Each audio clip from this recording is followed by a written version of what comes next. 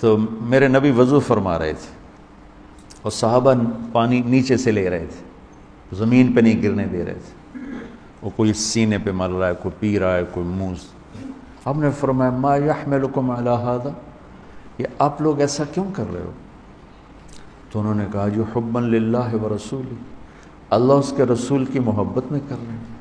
تو آپ نے فرمایا میں بتاتا ہوں محبت کیا ہے، اب اللہ کے نبی کی سن لو کہ محبت کہتے کسی ہیں، کون ہے محبت کرنے والا؟ آپ نے فرمایا من سرہ ان یحب اللہ ورسولہ ویحبہ اللہ ورسولہ، اگر تم اپنی محبت کو پاس کرانا چاہتے ہو اللہ اور اللہ کے رسول کے دربار میں، اور یہ چاہتے ہو کہ اللہ اس کا رسول بھی تم سے پیار کریں اور تمہاری محبت بھی وہاں قبول ہو جائے، تو پھر کیا کرنا ہوگا؟ کہ فَلْيَصْدُقِ الْحَدِيثَ إِذَا حَدَّثَ، ہمیشہ سچ بولنا ہوگا، جھوٹ نہیں بولنا، سچ بولنا ہوگا، جھوٹ نہیں بولنا، سچ بولنا ہوگا، جھوٹ نہیں۔ پاکستان میں کتنے سچ بولتے ہیں؟ تم علماء کے ٹائٹل لے کر جھوٹ بول کے چھٹی لیتے ہو، اور جو 8 سال پڑھتے ہو تم جھوٹ بول کے چھٹی لیتے ہو کہ ایسے چھٹی نہیں ملے گی، کسی کو بیمار کرتے ہو، کسی کا جنازہ بناتے ہو۔ یہ بازار میں چلے جاؤ فیصل آباد کے، کتنے سچے تاجر بیٹھے ہیں، سارا دن جوتیاں چٹخا، تمہارا جوتا ٹوٹے گا، پاؤں میں چھالے پڑیں گے، سچا نہیں کوئی ملے گا، سب جھوٹ بولنے والے۔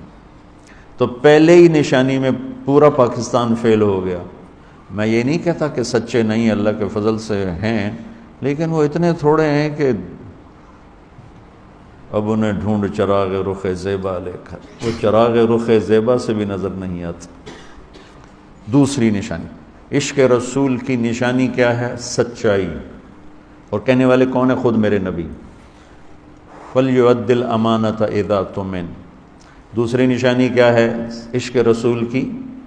کہ وہ کسی کو دھوکہ نہیں دے گا، کسی کو دھوکہ نہیں دے گا، کسی کو دھوکہ نہیں دے گا۔